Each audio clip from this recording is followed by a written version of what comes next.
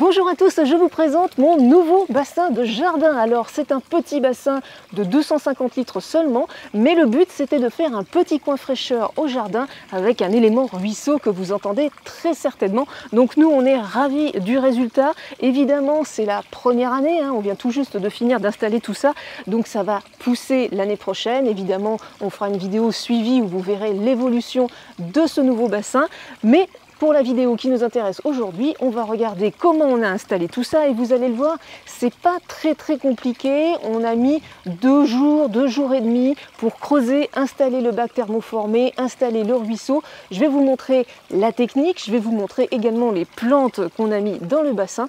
Bref, comme d'habitude, je vais essayer de vous montrer tout ce qu'on a fait pour que vous puissiez éventuellement vous en inspirer et faire pareil chez vous. C'est parti! Pour commencer, on s'est procuré le matériel nécessaire. La base, c'est un bassin préformé de 250 litres, c'est le OAS PE 250. Les dimensions de ce bassin préformé, 1,35 m de longueur, 90 cm de largeur et 50 cm de profondeur. Pour la réalisation d'un petit bassin, une bâche ce n'est pas forcément l'idéal parce qu'on va souvent faire beaucoup de plis, c'est pour ça que j'ai opté pour un bassin préformé. Ce type de bassin n'est vraiment pas lourd, 3 kg seulement, une personne seule peut le soulever et peut le transporter facilement dans une voiture. Avec ce nouveau bassin, on voulait impérativement un mouvement d'eau, on a donc opté pour un élément ruisseau, le OAS Caucase. Il s'agit d'une imitation roche en résine, mais c'est vraiment de la belle construction, c'est fait à la main, peint à la main, donc ce sont vraiment de très beaux éléments ruisseaux et très faciles à mettre en place. Nous avons équipé ce petit bassin avec ruisseau d'un filtre OAS Biopress 7 4000. C'est un filtre externe sous pression avec une pompe à eau déportée et une stérilisation UV. 2 petits accessoires pour terminer la liste du matériel, un OAS Tradux et du tuyau spiralé 1 pouce 1/4. Vous le voyez, pas de compromis sur la qualité, on a tout pris chez OAS, le numéro 1 mondial en matière de bassin de jardin. Première étape, déterminer l'emplacement de chaque élément. Je pose mon ruisseau par terre et je vais tracer son contour avec une poignée de sable. Je commence par déterminer l'emplacement du ruisseau parce que moi, je suis limité par un muret. Mais si vous êtes dans un espace plus ouvert, vous pouvez installer votre bassin et ensuite installer votre ruisseau. Ce rapide marquage qui va assez vite disparaître dans la construction est juste là pour m'aider à placer mon bassin au bon endroit. Je pose mon bassin préformé au sol, là où je pense qu'il va être bien, et je trace ses contours avec une bombe de marquage. Alors si vous n'en avez pas, vous pouvez encore une fois utiliser du sable ou alors un tuyau d'arrosage. N'oubliez pas de tracer également le contour de la partie basse de la fosse car vous allez creuser à cet endroit en premier. Une fois cette étape réalisée, on enlève le bassin préformé et on commence à creuser. Suivant le type de sol qu'il y a dans votre jardin, vous aurez besoin soit d'une pelle classique, soit d'une pelle bêche, soit carrément d'une fourche bêche pour vous aider à décompacter le sol. Chez moi c'est argilo-calcaire, donc j'ai besoin d'une pelle bêche et d'une fourche bêche pour m'aider dans des endroits un peu plus durs. On va pas se le cacher, creuser c'est pas ce qu'il y a de plus sympa quand on crée un nouveau bassin, mais on est bien obligé de passer par là. Alors je vous recommande de vous faire aider au maximum par des amis ou de la famille, comme ça vous faites ça une après-midi tranquille, un petit apéro le soir et on a passé un bon moment. Je vous recommande aussi de faire ça un jour où il fait pas trop chaud, un jour où la terre n'est pas trop sèche non plus, donc on va éviter en plein été.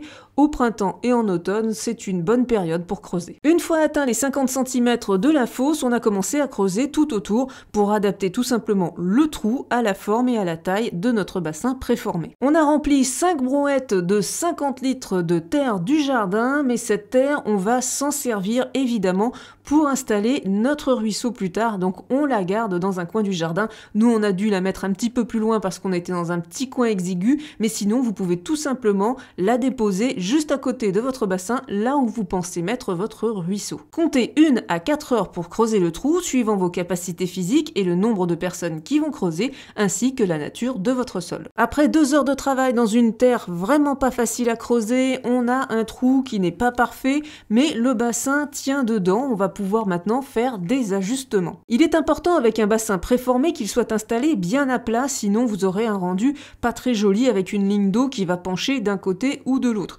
Donc avec un niveau à bulle, on va regarder dans le sens de la largeur et dans le sens de la longueur que tout ça est plat et on va pouvoir faire des ajustements au fur et à mesure. Donc s'il y a un endroit qui vous semble un peu trop haut, vous allez pouvoir recreuser un tout petit peu votre terre pour mettre un petit peu plus ça à plat. Et si vous avez trop creusé à certains endroits, c'est pas grave, on va pouvoir réajuster ça en utilisant du sable. Après les premiers ajustements, j'ai retiré mon bassin préformé de mon trou et j'ai ajouté une couche de sable tout au fond pour que le bassin repose sur quelque chose de plat et de doux. Si vous avez des cailloux dans votre sol, enlevez-en le maximum et mettez au moins 4 à 5 cm de sable pour le fond. Mais avant d'aller plus loin, je vais installer un Tradux sur la coque de mon bassin. Le OAS Tradux, c'est un kit de traversée de parois pour les tuyaux flexibles et les prises électriques, ce qui nous permet de les passer à travers la coque du bassin. Ça marche également avec les bâches de bassin classiques. L'intérêt de ce passe-parois, c'est tout simplement de camoufler la technique. Donc dans mon cas, on ne verra pas un gros tuyau sortir du bassin. Je vous montre très rapidement comment on peut passer une prise électrique à travers son bassin grâce au Tradux.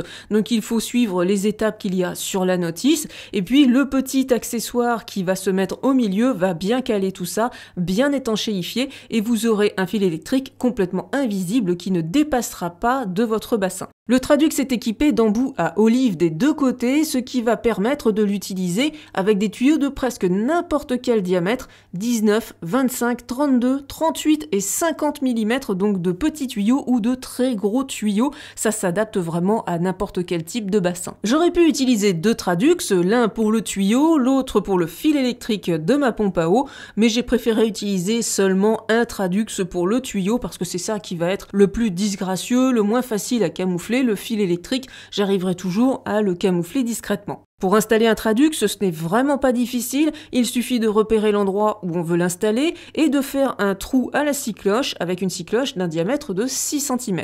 Ensuite, c'est simplement de l'assemblage, il suffit de suivre le schéma qu'il y a sur la notice. Attention, le joint se place à l'intérieur, on vise tout correctement et on peut installer notre tuyau côté extérieur pour commencer. J'utilise mon tuyau spiralé 1 pouce 1/4, soit un diamètre de 32 mm, avec un des colliers de serrage en métal fourni avec mon kit de filtration pour raccorder le bassin au filtre. Évidemment, avec cet accessoire en plus, il faut prévoir un petit espace pour faire dépasser le Tradux et le tuyau, et évidemment faire une petite tranchée pour que le tuyau puisse reposer sur le sol et être enterré. Mon filtre sera placé à environ 3 mètres de mon bassin, ce qui me permettra d'y avoir accès facilement, mais aussi de le camoufler plus facilement. Je commence à remplir un tout petit peu le bassin avec de l'eau, juste pour lui donner un peu de poids, pour pouvoir facilement le stabiliser et aussi le mettre à niveau.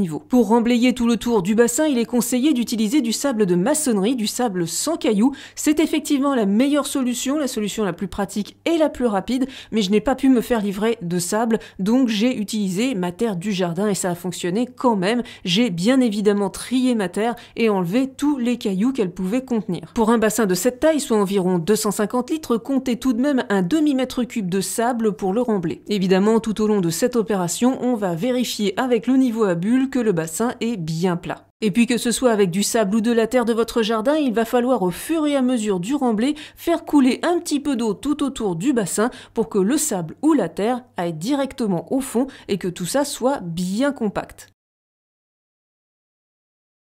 Il faut maintenant que j'installe la pompe à eau dans le bassin avant de finir de le remplir, ça sera plus simple de cette manière. Donc je vais ouvrir mon kit de filtration et prendre la pompe à eau qui est indépendante du filtre. Ce kit de filtration inclut une pompe à eau OAS FP 1500 avec un débit maximum de 1500 litres/heure et une capacité de remontée d'eau maximum de 1,90 m. Elle est donc parfaitement adaptée aux besoins de ce bassin avec ruisseau. Ce kit de filtration inclut évidemment aussi tous les petits accessoires utiles à son installation, des embouts divers et variés, des joints, des colliers de serrage en métal et du tuyau noir diamètre 19 mm.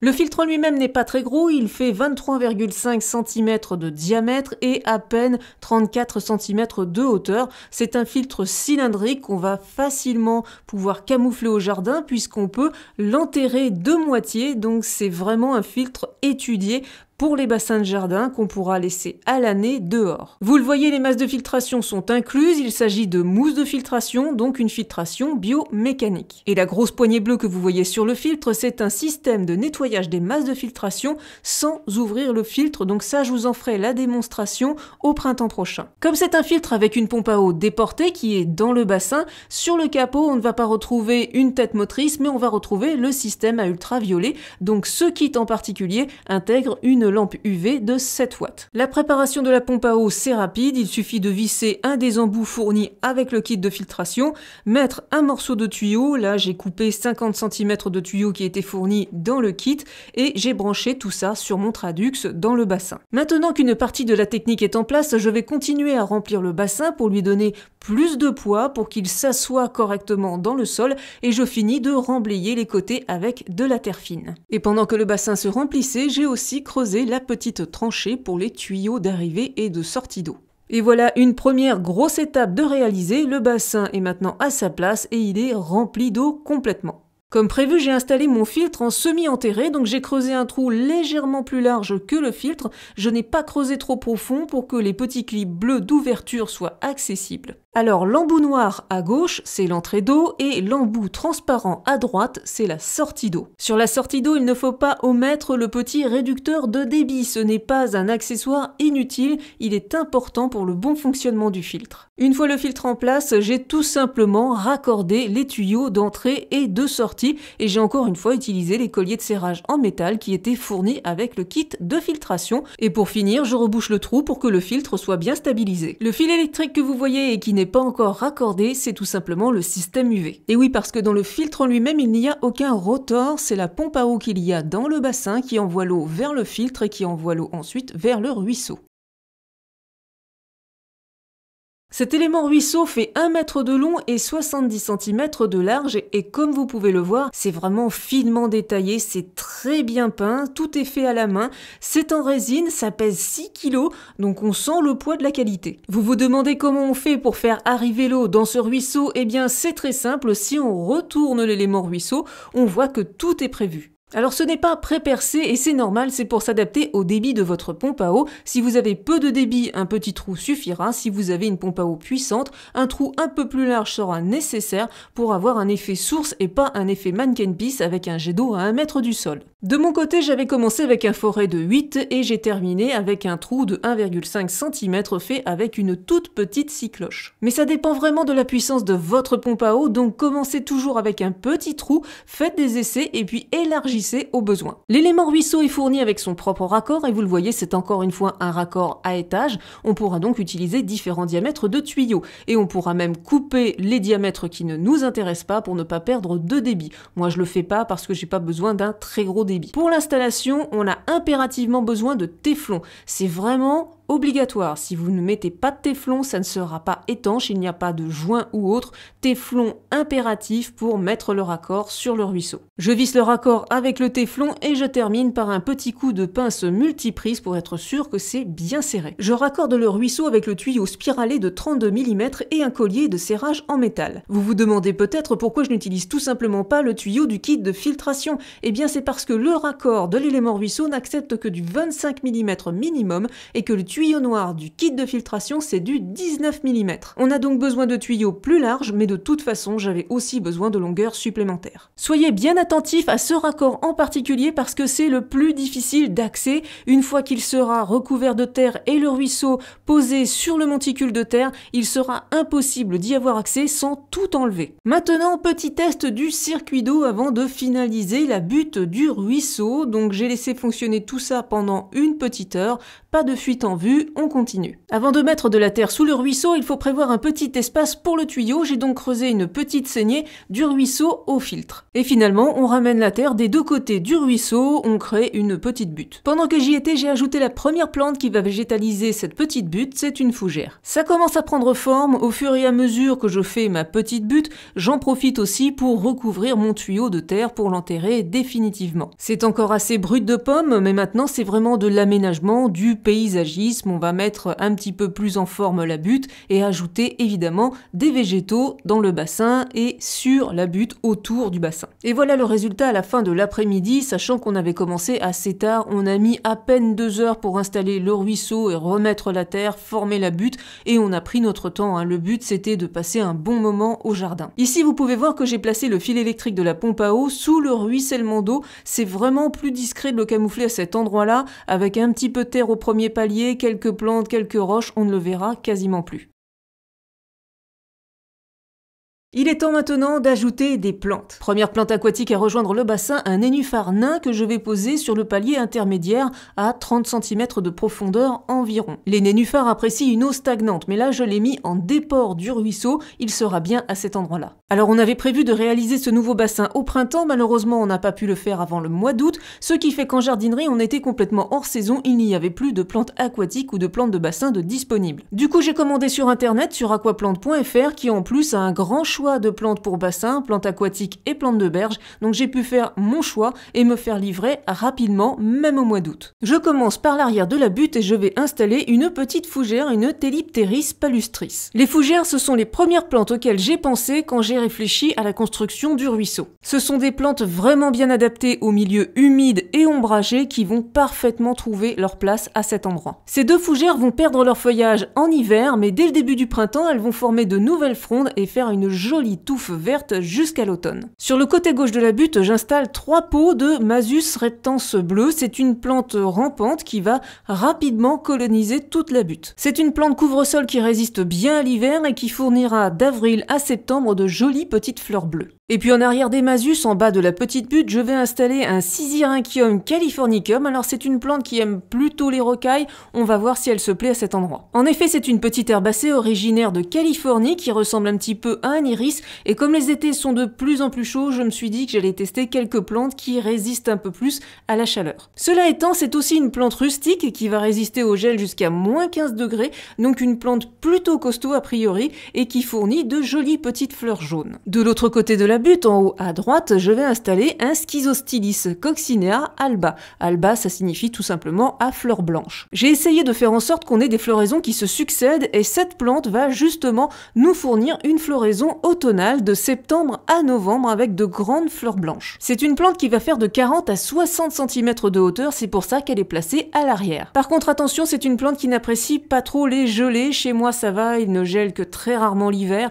mais si vous êtes dans une région où il gèle fréquemment et fort, ce n'est pas une plante adaptée. Au milieu de cette partie de la butte, je vais installer un Rumex sanguineus. Le Rumex, c'est une plante assez connue des jardiniers, on l'appelle aussi oseille sauvage ou oseille sanguine, donc vous pouvez en avoir dans votre jardin, ça se propage assez vite, c'est un peu comme de la salade, d'ailleurs on peut manger ses feuilles. Juste à côté du ruisseau, je plante une Zéphranthe candida, vous le voyez, ça fait une belle fleur blanche. Pour le moment, le pied ressemble un petit peu à de la ciboulette, mais évidemment, ça va changer dès l'année prochaine. C'est une plante très peu exigeante puisqu'elle va supporter des sols secs comme des sols humides, des sols pauvres comme des sols riches, donc vraiment une plante très facile. En bas de ma butte à droite, cette fois-ci, je plante une Outwinia cordata. Donc ça, c'est une plante couvre-sol qui a de jolies feuilles en forme de cœur et qui va rapidement s'étendre. Donc c'est une plante qui aime particulièrement les sous-bois, les milieux un petit peu humides et qu'on va plutôt réserver à un coin ombragé. Voilà pour les plantes de berge, maintenant on va passer aux plantes qu'on va mettre dans l'eau, dans le bassin. Alors déjà, avant d'installer toutes ces plantes dans l'eau, je vais enlever un petit peu d'eau de mon bassin pour avoir plus facilement accès au premier palier et planter tranquillement. La première que j'installe, c'est une Caltha palustris. Alors comme son nom l'indique, c'est une plante palustre que j'aurais aussi pu utiliser en plante de berge hors de l'eau, mais qui va aussi pouvoir vivre les pieds dans l'eau. C'est une plante qui va faire entre 30 et 40 cm et qui va fleurir de mars à mai avec des fleurs jaunes qui ressemblent un petit peu à des boutons d'or. C'est la plante qui sera la première à fleurir autour du bassin, c'est la plus précoce. Je la dépote et je vais l'installer complètement contre la petite roche que j'ai mise sous mon ruisseau pour qu'elle soit vraiment bien calée, pour que le substrat qu'il y avait dans le pot n'aille pas se balader partout dans l'eau. Et juste à côté, j'installe des Echisetum cirpoides. Alors vous devez les trouver beaux mes Echisetum et c'est normal, je ne les ai pas achetés cette année. Ils poussent dans mon autre bassin depuis 2 à 3 ans et leur pot de plantation est devenu beaucoup trop petit. Du coup, je les ai divisés en deux et j'ai pu remplir directement le premier palier de plantation avec ces beaux Echisetum déjà bien fournis. Je poursuis de l'autre côté du ruisseau à droite avec un Mimulus luteus. Alors c'est une plante couvre-sol, une plante rampante, donc le but ici c'est qu'elle pousse un petit peu dans le bassin mais surtout qu'elle aille recouvrir la butte en bas à droite du ruisseau. Même opération que tout à l'heure, je bloque bien la motte contre le rocher. À gauche des Echisetum, à droite des Eleocharis acicularis. Et oui, ce n'est pas qu'une plante complètement aquatique, on peut également la faire pousser en émergé et c'est ce que je vais faire avec ce bassin. Dans un bassin, on peut utiliser les Eleocharis acicularis comme plante oxygénante en plaçant un petit pot de plantation directement dans l'eau. Mais là, moi j'ai choisi de faire un petit peu autrement. De toute façon, l'eau de ce bassin sera suffisamment oxygénée avec le ruisseau. À l'avant du bassin, je place une plante très basse, une Lysimachia numularia, ou aussi appelée Herbosecue. On en trouve dans beaucoup de jardins. Ce n'est pas forcément une plante aquatique, mais elle supporte très volontiers d'avoir les pieds dans l'eau. C'est la plante idéale pour masquer les rebords de bassin et notamment les rebords de bassin thermoformés. En effet, c'est une plante rampante qui va pousser un petit peu dans tous les sens, donc elle va coloniser un petit peu la surface du bassin, un petit peu la terre à côté du bassin. D'ailleurs, on n'est pas du tout obligé de la planter dans le bassin. On peut parfaitement la planter juste à côté du rebord de celui-ci, dans la partie terrestre. Et la dernière plante, c'est la Ranunculus aquatilis, donc renoncule aquatique, donc là pour le coup une plante vraiment aquatique qu'on doit impérativement mettre dans l'eau, entre moins 10 et 80 cm de profondeur. J'aurais tout à fait pu placer cette plante tout au fond de mon bassin, dans l'eau, mais j'ai préféré la mettre en premier palier, parce que je veux profiter de ces feuilles plutôt flottantes, plutôt que ces grandes tiges aquatiques. Pour un petit bassin, c'est pas forcément l'idéal, et j'espère ainsi aussi avoir une floraison plus abondante. Voilà, maintenant j'ai fini la plantation dans le bassin et à côté de celui-ci. Maintenant je vais pouvoir re-remplir le bassin pour le mettre à niveau. J'ai planté de façon à ce qu'on ait une floraison assez étendue tout au long de l'année. Ça commencera début mars et ça devrait s'arrêter mi-novembre, donc on n'aura que 3 ou 4 mois sans floraison, donc c'est plutôt pas mal. De même, grâce aux plants de couvre-sol notamment, on aura toujours de la verdure autour du bassin. Le but c'est que ça ne soit jamais dépouillé, que la terre ne soit pas à nu. Pour habiller la butte et les contours du bassin, on peut utiliser un paillis végétal. Je vous conseille l'écorce de pin qui aura pour effet d'acidifier un petit peu le sol. Les plantes vont apprécier. Ça va évidemment aussi garder l'humidité dans le sol et puis ça vous fera un petit décor. De mon côté, ce n'est pas l'envie qui me manque d'ajouter un paillis végétal, mais comme vous l'aurez très certainement remarqué durant la vidéo, j'ai des poules en liberté dans mon jardin et je ne souhaite pas les tenter avec un paillis végétal car elles adorent creuser dans les écorces de pin et dans le paillage. Donc je vais laisser ça comme ça poussera tranquillement à son rythme. Et puis autour du bassin, rassurez-vous, nous allons également ressemer de la pelouse cet automne, donc au printemps prochain, tout ça devrait quand même être bien plus vert. Et voilà le résultat final. Nous, on adore vraiment le rendu, même si ça va pousser et que ça sera certainement beaucoup plus joli au printemps-été prochain. Mais le ruisseau, en tout cas, nous, on adore ce petit bruit, on adore le côté fraîcheur. Des oiseaux viennent même boire sur le ruisseau, donc c'est vraiment super sympa pour la biodiversité. Donc c'est vraiment abordable, c'est un coût certes, mais ça reste abordable pour ce genre de petits projets. Et puis on a une technique qui fonctionne parfaitement bien, on n'a eu aucune fuite, donc on s'est bien débrouillé. Donc voilà, on est très content d'avoir cet élément dans notre jardin, ça fait vraiment un plus et c'est très agréable. Alors comme avec un aquarium, on va attendre un mois et demi avant d'ajouter des poissons, le temps que le cycle biologique, le cycle de l'azote, soit effectué dans le filtre, notamment que les masses de filtration soient colonisées de bonnes bactéries. Donc pour le moment, on n'a pas encore ajouté les poissons, ça viendra, ça devrait être de petits poissons, du style Tannictis albonubes par exemple, ça sera très bien. Ils vont supporter de passer l'hiver dans le bassin et comme c'est un bassin de seulement 250 litres, on a choisi plutôt des petits poissons mais qui seront très sympas aussi, au même titre que des poissons rouges par exemple. Donc ici, vous auriez pu mettre dans un 250 litres 2 à 3 poissons rouges maximum en évitant les reproductions. Mais nous, on a préféré avoir d'autres petits poissons pour changer un petit peu. J'espère que cette nouvelle vidéo au jardin vous aura plu. N'hésitez surtout pas à me poser des questions dans les commentaires. J'y répondrai autant que possible. Et on se dit au printemps prochain pour suivre l'évolution de ce nouveau bassin avec le petit ruisseau. À bientôt. Bye bye.